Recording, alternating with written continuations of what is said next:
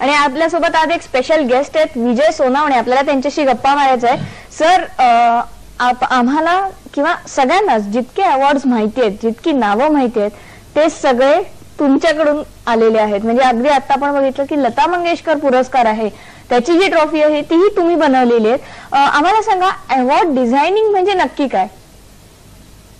Award designing म्हणजे नेमकं कसं तसं सांगता येणार आपल्याला, की जसं एखादं कॉन्सेप्ट एकदा नक्की झालं की एखादा अवॉर्ड द्यायचं आपल्याला, तर ते कोणाला देणार आहे, कशा संबंधात देणार आहोत, कोण देत आहे, ह्या सुद्धा एक सर्वसाधारण विचार करून नंतर मग त्याचं एक स्क्रिप्टिंग तयार होतं, स्केचेस तयार होतात आणि त्या स्केचेस मधून अप्रुव्हल घेऊन नंतर मग तो प्रोसेस पुढे जातो. नक्की. म्हणजे ज्यांच्यासाठी तो अवॉर्ड तयार करायचा आहे त्यांचा हेतू काय आहे, त्यांचा विषय काय, तो पण लक्षात घ्यावा लागतो. बरोबर बरोबर. नक्की. तर मला सांगा, लता मंगेशकर पासून व्ही शांताराम पर्यंत आणि असे अनेक प्रकारचे जे पुरस्कार तुम्ही बनवलेले आहेत, त्यासाठी त्याचा कशा प्रकारे बदल होत गेली, त्याची डिमांड कशा प्रकारे होत गेली? डिमांड तसं खूप आता वाढलेली आहे सध्या. आणि बदल असा म्हणायला लागेल की पूर्वी फक्त मेटलिक ट्रॉफीज असायच्या, जसं पित्तळ वापरायचं, ब्रास वापरायचं, कॉपर वापरायचे. तर आता त्याचं मीडियम बदलत गेलेलं आहे. आता लेटेस्ट अगदी बघितलं तुम्ही तर क्रिस्टल आलेलं आहे, तत्पूर्वी ॲक्रिलिक असायचं, तत्पूर्वी फायबर असायचं, असं मीडियम ते बदलत गेलेलं आहे. चांदी सुद्धा चांदी आणि सोन्यामध्ये पण ट्रॉफीज बनवले गेलेले आहेत. म्हणजे असे वेगवेगळे प्रकार या अवॉर्ड्स मध्ये येत गेले. मला सांगा, आतापर्यंत तुम्ही जितके काही अवॉर्ड्स मिळाले त्याच्यातली तुमची आवडती डिझाईन, तुम्हाला असं वाटलं की मला या कामातनं सॅटिस्फाईड झालेलो आहोत? तसं एक तेजा पिक्चरचा एक उल्लेख करावा लागेल. सुरुवातीला मी पिक्चरच्या ट्रॉफीज बनवायचो, हिंदी चित्रपटाच्या, मराठी चित्रपटाच्या, रौप्य महोत्सव किंवा सिल्वर जुबिली आपण ज्याला म्हणू, त्या खूप बनवायचो. तर तो एक मला एक थोडासा वेगळ्या प्रकारे एक अचिव्हमेंट वाटतं, कारण ते काम मी रिफ्यूज केलं होतं काही कारणास्तव. परत ते काम अग्रहाने मला देण्यात आलं की नाही, हे तुम्हीच करायचंय. हे एक बऱ्यापैकी माझ्या चांगल्या स्मरणात राहील. ते काम मी काही नाराजीने ते काम नाकारलं होतं. परत फिरून फिरून मला रिक्वेस्ट करून सांगण्यात आलं की नाही, हे काम तुम्हीच करा म्हणून. मग मी ते केलं आणि खूप अप्रतिम पद्धतीने केलं. नक्कीच. आम्हाला तुमच्याशी अशाच गप्पा मारायच्यात. एकदम इंटरेस्टिंग फील्ड मध्ये आहात, त्याच्याविषयी तुमच्याकडनं माहिती घ्यायची आहे. पण त्याआधी आपण घेऊयात एक ब्रेक. फक्त IVN लोकमत. आणि आज आपल्या सोबत आहेत एक वेगळे आर्टिस्ट विजय सोनावणे. आपण त्यांच्याकडे गप्पा घालूयात की आपण बघितलं की तुम्ही वेगवेगळे अवॉर्ड्स डिझाईन करता, पण मला सांगा, या इतक्या वेगळ्या क्षेत्राकडे तुम्ही वळलात कसे? मला लहानपणापासून हँडीक्राफ्टची खूप आवड असायची.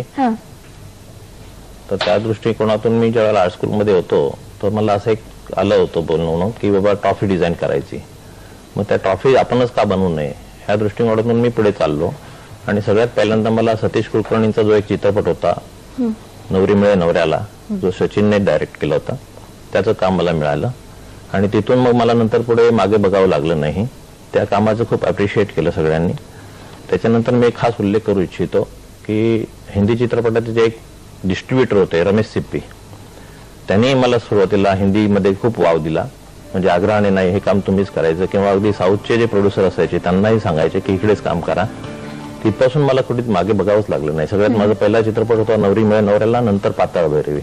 आणि मला असं वाटतं नवरी मिळे नवऱ्याला या तुमच्या ट्रॉफी डिझायनिंग वरती स्वतः सचिन पिळगावकरने तुम्हाला तुमची तारीफ केली होती. खूप तारीफ केली होती. मग मला सांगा की हे तुम्ही ट्रॉफीज नंतर तुम्ही जेव्हा अवॉर्ड डिझायनिंग कडे मिळाल, एखादी ट्रॉफी डिझाईन करणं आणि एखादा अवॉर्ड डिझाईन करणं ह्याच्यात काय फरक असतो? ही साधारण आम्हाला प्रोसिजर सांगा ना, कशी असते ही प्रोसिजर? प्रोसिजर म्हणजे काय, स्केचेसच करावे लागतात. पहिल्यांदा कॉन्सेप्ट समजून घ्यायचे की काय हवंय त्यांना, ते स्केचेस करायचे, त्याच्यातून फायनल. अवॉर्ड म्हटलं तर अवॉर्ड काय अॅन्युअली एक असतं अवॉर्ड, की वर्षातून एकदा तो सेरेमनी असतो. ट्रॉफीज म्हणजे स्पेसिफिक एक कार्यक्रम असतो की बाबा एक सिल्वर जुबली झाली किंवा गोल्डन जुबली झाली किंवा काय अचिव्हमेंट आहे, तर ते त्याला रिपीट होऊ शकत नाही ते. तर त्या पद्धतीने ते अवॉर्ड असतं. अवॉर्ड आणि ट्रॉफी हा भाग त्याच्यातला आहे. जसं आता टीव्हीवरती आता जस्ट लता मंगेशकर पुरस्कार झाला किंवा व्ही शांताराम पुरस्कार झाला, हे सगळं त्यांनी कॉन्सेप्ट देऊन तसं केलं. त्याच्यामध्ये एक मला असा उल्लेख करावा असा वाटतो की लता मंगेशकर पुरस्कार ज्यावेळेला करायचं ठरलं त्यावेळेला मोहन वाघांनी काही स्केचेस दिले होते. त्याचा भरपूर मला मदत झाली होती. आणि त्या दृष्टिकोनातून त्यावेळेला त्याच्यामध्ये सोनं, एक छोटा डायमंड, सिल्वर वगैरे वापरून ते केलं होतं डिझाईन. शिवाजी पार्कला जो कार्यक्रम झाला होता तसा. नक्कीच. आणि असं कधी झालं की तुम्ही जे डिझाईन अवॉर्ड केलेले आहेत तेच अवॉर्ड तुमच्या हातात पडलेला किंवा ते तुम्हाला दिला गेलेला आहे? असं एक दोनदा झालं की माझंच ट्रॉफी मला ऑनर करण्यात आला. मराठी व्यापारी मित्रमंडळाने माझा सत्कार केला होता. तसंच मोहन वाघांनी मला ऑल द बेस्टच्या वेळेला आग्रहाने बोलावून ट्रॉफी मला दिली होती विजया मेहतांच्या हस्ते. हे आहे नक्की. म्हणजे आपणच तयार केलेली कलाकृती आपल्याच हातामध्ये आपल्याला पुरस्कार म्हणून एक देण्यात येते, हा अनुभव खूप वेगळा असेल ना. होय, नक्कीच. नक्कीच. आपण तुमच्याशी आणि आज आपण गप्पा मारतो विजय सोनावणे यांच्यासोबत. सर, तुम्ही आम्हाला सांगितलं की तुम्ही वेगवेगळ्या ट्रॉफीज क्रिएट केलेल्या आहेत, वेगवेगळे अवॉर्ड तुम्ही आता डिझाईन करता. हे झालं नव्याने डिझाईन होणाऱ्या अवॉर्ड बद्दल. पण आपल्याकडे फिल्मफेअर सारखे जे पुरस्कार आहेत जे खूप आधीपासून दिले जातात आणि जे आता तुम्ही तयार करता, अशा वेळी म्हणजे तुम्ही ती ट्रॉफी तयार करत असताना आपलं कौशल्यही त्याच्यात दाखवायचं असतं, पण जी लोकांच्या मनात ठसलेली किंवा रूढ झालेली जी एक कलाकृती आहे त्याला धक्का लावायचा नसतो. मग हे पुरस्कार तयार करणं किती कठीण असतं?